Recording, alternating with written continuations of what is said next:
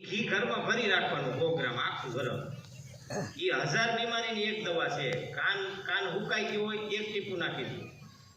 નાક હુકાઈ જાય છે, બહુ એલર્જી થાય છે, નાકમાં ખંજોર આવ્યા રાખે છે, મસો થાય છે, એક ટીપું નાખી દો, તરત બંધ.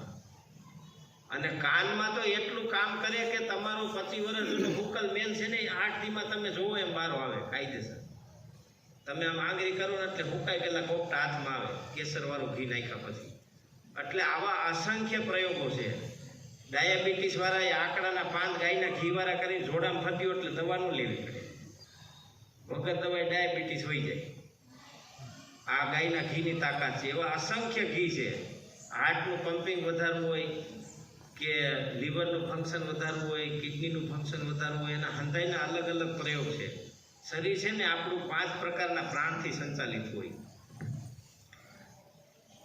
કમરથી નીચેનો ભાગ છે ને એ અપાન વાયુ એનું સંચાલન કરતો હોય. રસ આવે છે ને તો વાત કરું પછી મોડું થાય છે એક તો મારે.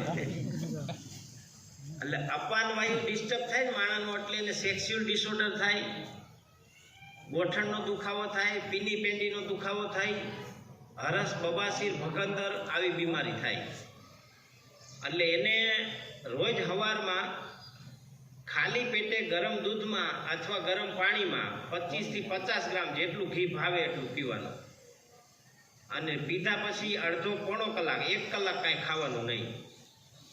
એટલે એ ઘી છે ને અપાન વાયુનું લેવલ લાવી દે.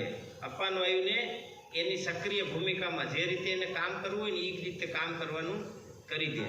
એટલે સેક્સ્યુઅલ ડિસઓર્ડર, બીજ ન બનતા હોય, બહેનોને પીરિયડ સાયકલ